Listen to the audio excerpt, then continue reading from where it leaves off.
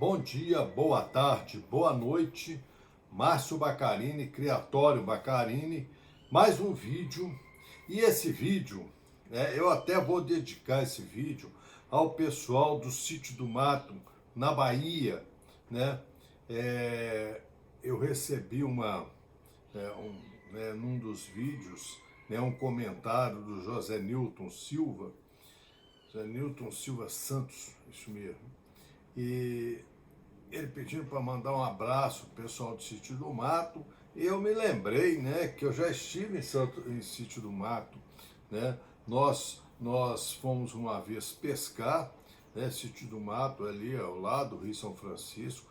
Nós fomos uma vez pescar e tinha uns amigos que moravam ali por aquela região ali e nos convidaram a fazer uma pescaria num rancho ali próximo, pertinho de Sítio do Mato, né?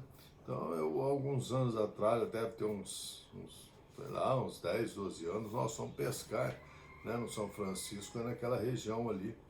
Né? A gente nunca imagina, né, que ali naquele cantinho, uma cidade pequena, né, aquela cidade, né, de interior da Bahia, pequena, cidade simples, né, que lá também existe, né, os parceiros, os galos combatentes, né, sinal de que nós estamos, né, espalhados por esse mundão afora que é o Brasil, tá bom?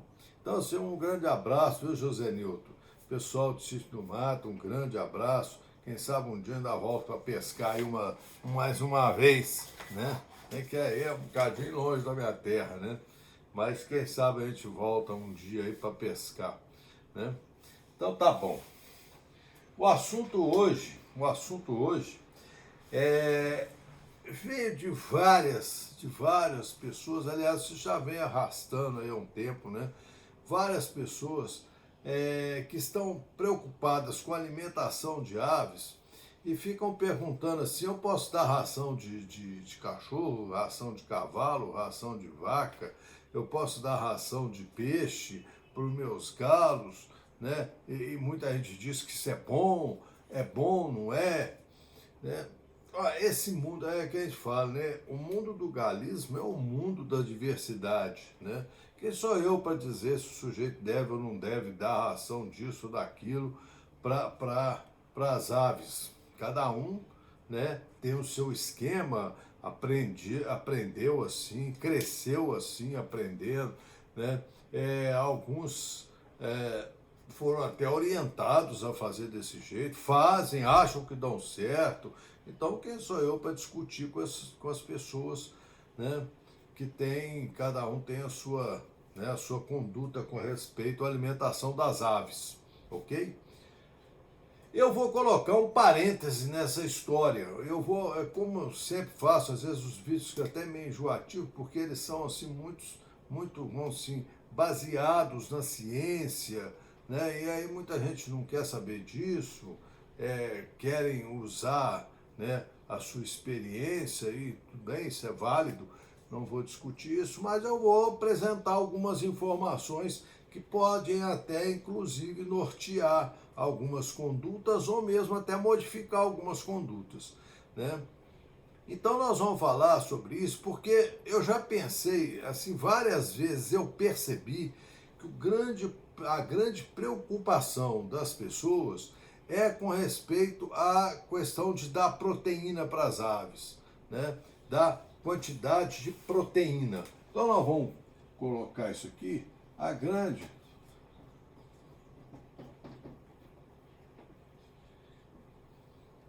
quando se fala da vitaminas, né, proteínas, tá? E quando se busca essas rações, que nem sempre são adequadas à ave, geralmente as pessoas se prendem à questão de proteínas, né? Então, por exemplo, tem algumas rações aí que tem 48% de proteína, 30 e tantos por cento de proteína. Então o pessoal vislumbra que aquilo é o melhor, né? Ou seja, eu estou dando proteína para a ave e isso que interessa. Mas as coisas não são assim e nem sempre isso vai dar muito certo. E eu vou explicar isso para vocês por quê. A primeira coisa, quando a gente dá proteína para a ave, né, ou para qualquer animal, ou até mesmo para o ser humano, né? A proteína, ela tem carbono, tem nitrogênio, tem hidrogênio e tem oxigênio, né? Ou seja, os componentes das proteínas, que na verdade são aminoácidos,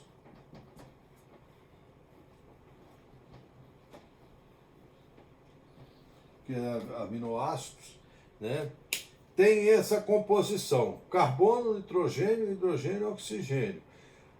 Proteínas são substâncias formadas por aminoácidos, né? Vários aminoácidos em cadeia formam as proteínas, tá?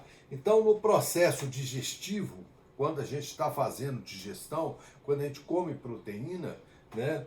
Na verdade, essa proteína no estômago, na presença de ácidos, ela vai ser transformada em aminoácidos, tá? Ácidos aminados, né? Pois bem, a gente pensa nisso, né? Ou seja, quando eu estou dando proteína, eu estou dando aminoácidos para minha ave, e a suposição é de quanto mais proteína, melhor a ave vai estar. Isso é um engano, isso é um engano. Isso pode ser uma armadilha para a gente. E eu vou explicar para vocês por quê.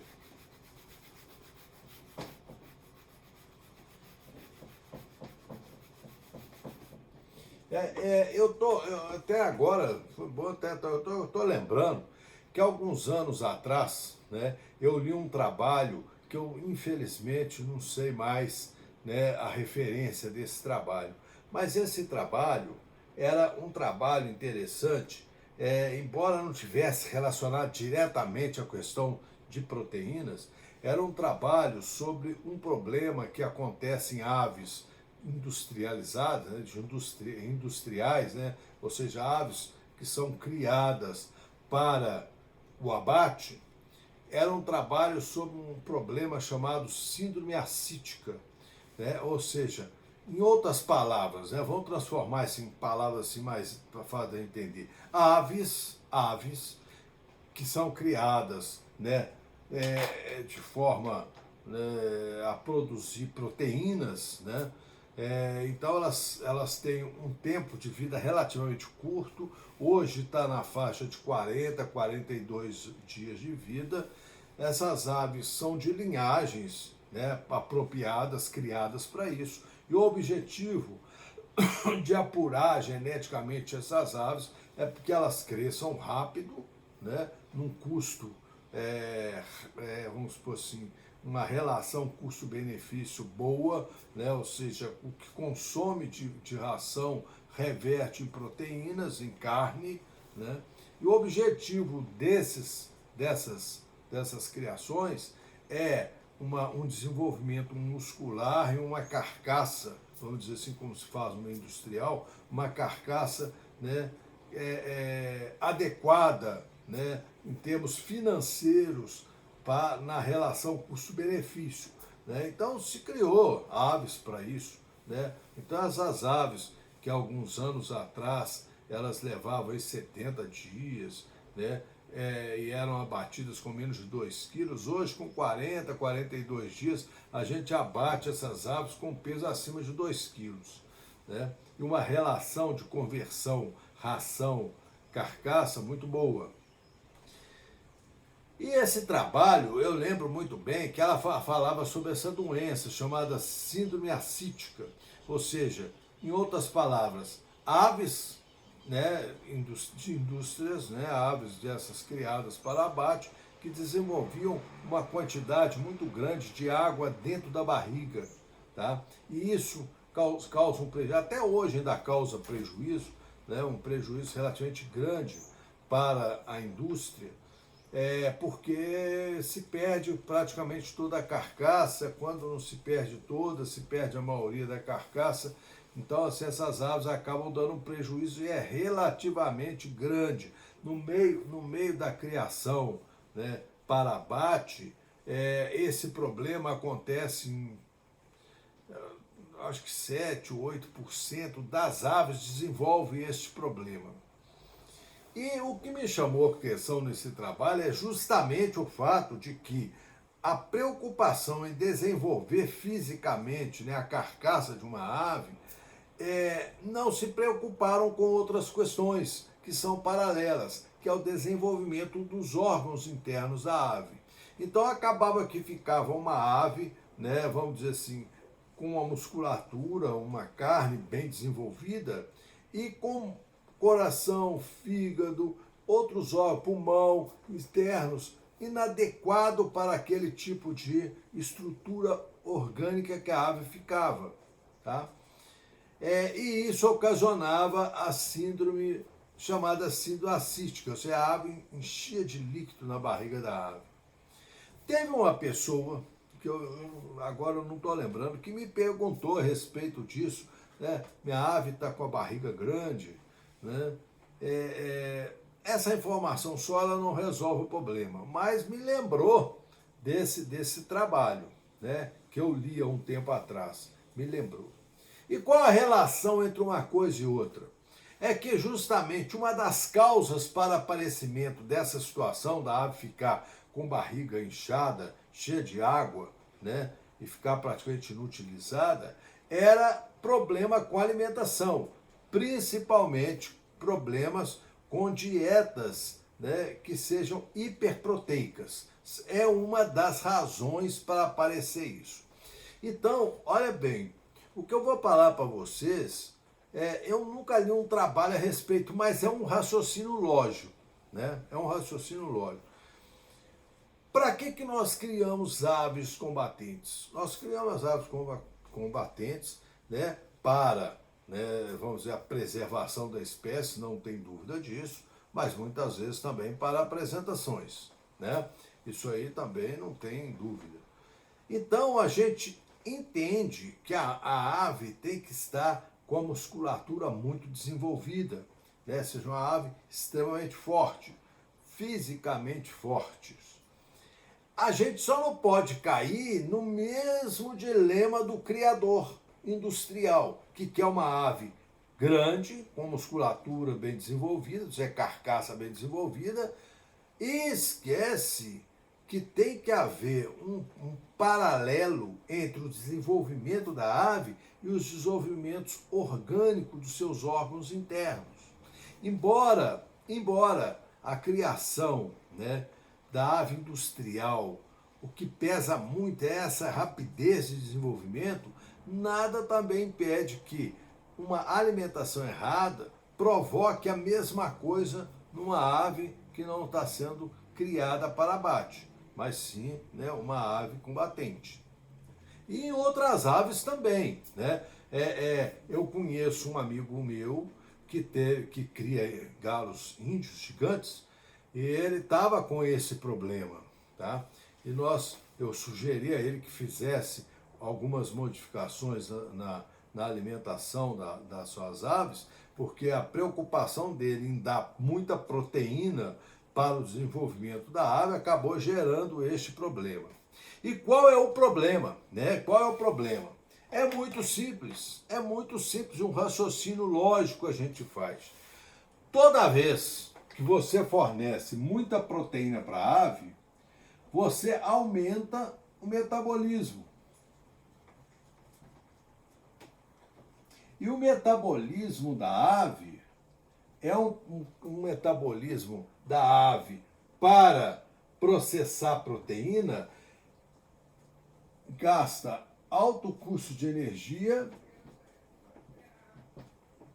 e energia dentro de um corpo biológico, ele é produzido dentro daquele sistema de ADP, ATP, com consumo de oxigênio. Talvez as pessoas não saibam muito, porque realmente fica um troço amargo, né? Ficar falando em ADP, ATP. Lá dentro da nossa célula, né? Onde que vem a energia? Nós não temos bateria, né? Nós não temos bateria, nem estamos ligados na tomada. Onde que vem a energia do nosso corpo? Vem por uma reação química, né? De adenosina de fosfato, que transforma em adenosina trifosfato, que quando retorna a essa situação anterior, libera energia, né? Libera energia. Só que essa reação exige oxigênio, tá? essa reação exige oxigênio. Então, assim, para encurtar a conversa, toda vez que eu aumento a proteína no organismo, eu administro mais proteína, eu tenho que consumir mais oxigênio, né? Toda vez que isso acontece, toda vez que eu vou, no meu metabolismo, eu vou aumentar a proteína, eu tenho que aumentar o oxigênio, porque o oxigênio é necessário para o metabolismo da proteína. Muito bem. Se por acaso o quantitativo de proteína, for muito alto, a necessidade então, né? Vamos apagar aqui. A necessidade então de aumentar o consumo de oxigênio. Então, se eu tenho um metabolismo elevado de proteína, eu tenho que aumentar o consumo de oxigênio. O grande problema está aí, né? Se eu tenho que aumentar o oxigênio, se eu ultrapassar um nível muito alto de proteína, o organismo não consegue absorver oxigênio suficiente para esse metabolismo. E aí vão acontecer duas coisas.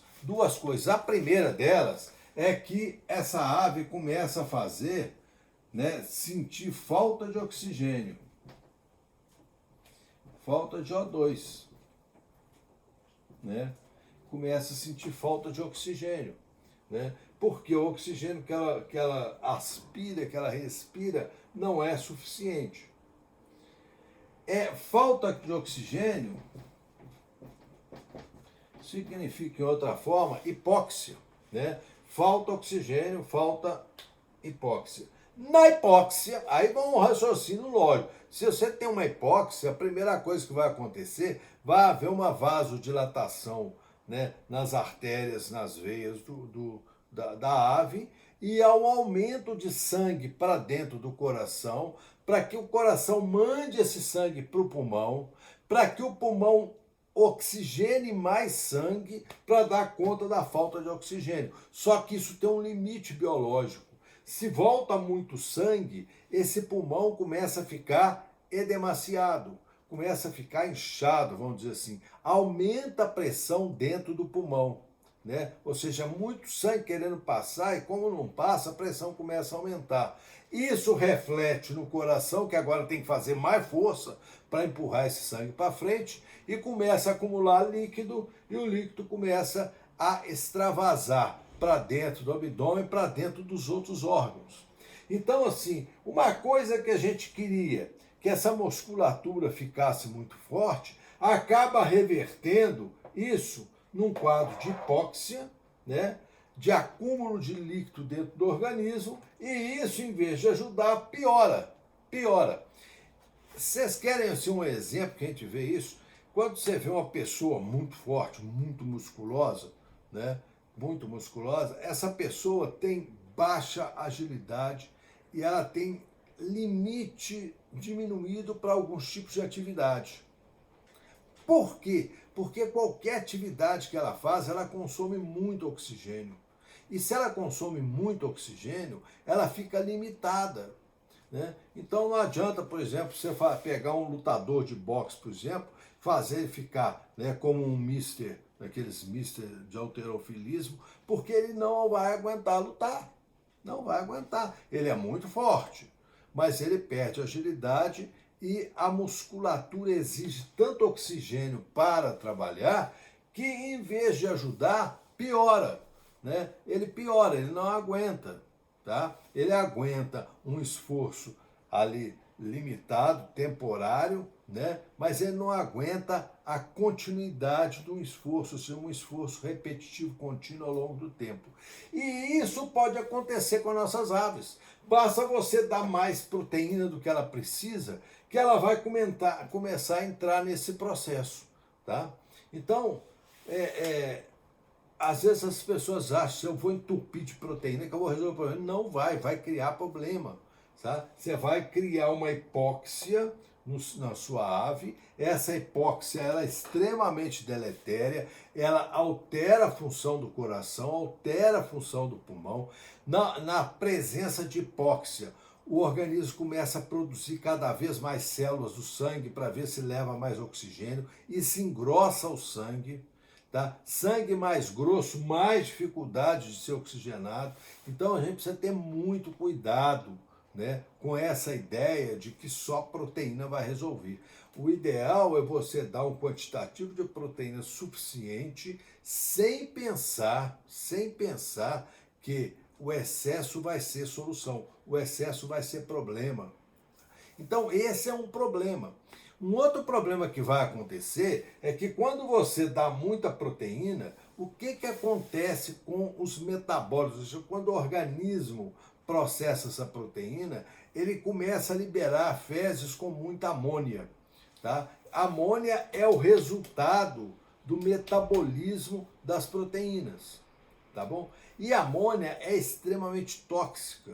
Né? Então, assim, conforme o ambiente que a ave está, aquela amônia em excesso vai piorar a oxigenação, né? E vai piorar ainda mais o problema. E esse caso, né, a gente vê na criação dos pintos, porque pintos com uma porção num lugar só. Né? Então eles vão defecando com aquela amônia ali, aquilo vai dificultando os pintinhos e começa a dar doenças respiratórias.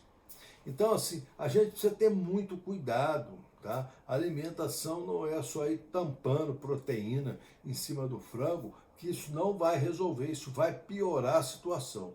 Então, se a ideia é dar proteína para a ave, né, eu aconselho que vocês não passem de uma ração com acima de 25%, 28% no máximo de proteína, porque não adianta você dar, por exemplo, ração de peixe de 40% de proteína, 30 e tantos por cento de proteína, que você vai criar essa situação.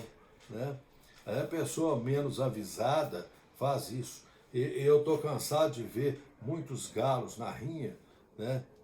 Nas apresentações que desenvolvem muita musculatura, ficam muito fortes, e eles começam a apresentação e depois cai, né? Decai mesmo a parte física, cai muito a produção daquele frango. Você pode saber que ele está num quadro desse aí.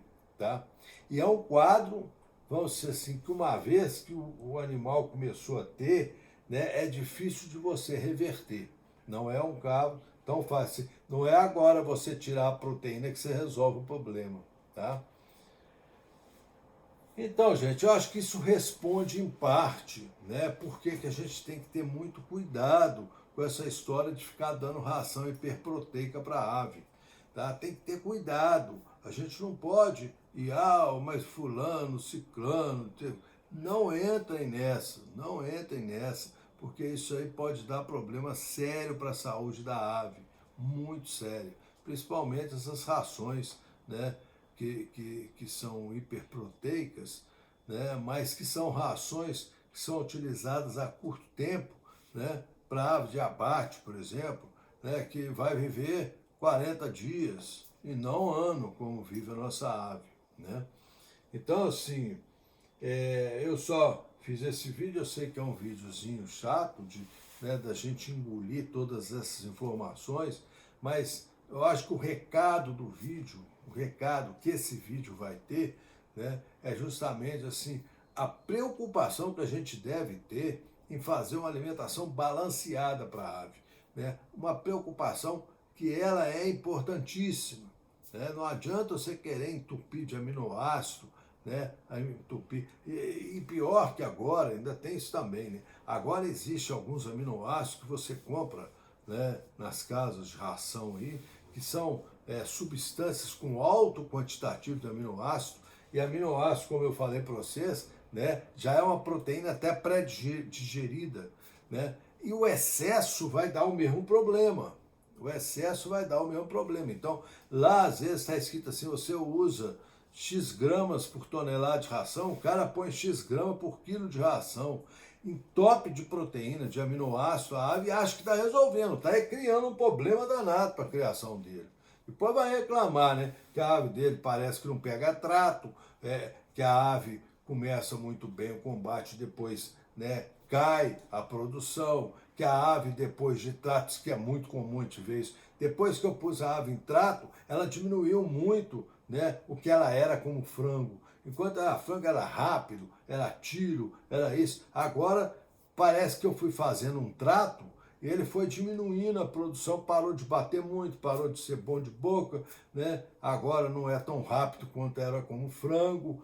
Pode saber que você está com um erro alimentar na sua mão, né? E geralmente esse erro alimentar está relacionado à proteína, tá?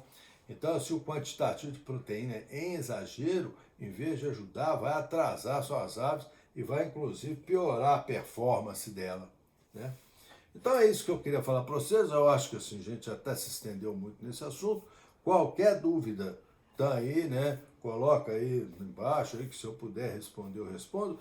Inclusive, eu não tenho como responder todas as dúvidas, porque tem muita gente, assim, muita gente pedindo uma opção de coisa, né? Não só nos vídeos aqui, mas no Zap também, muita gente pedindo, isso e aquilo, isso, quanto faz aquilo. Então, nem sempre eu tenho como atender todo mundo, né?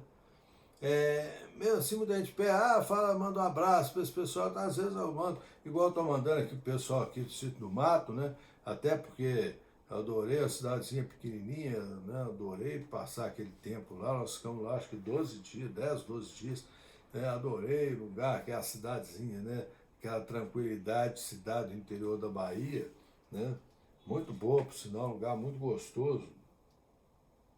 Então, assim, muitas vezes eu não tenho como falar para todo mundo, responder todas as questões. Mas, né, aquelas questões mais importantes, igual foi essa questão aqui, eu acho que vale a pena a gente só mostrar, né, o que pode acontecer, né, e às vezes hiperproteína, né, muita proteína é erro alimentar, tá bom? Então, um grande abraço para vocês, até o próximo.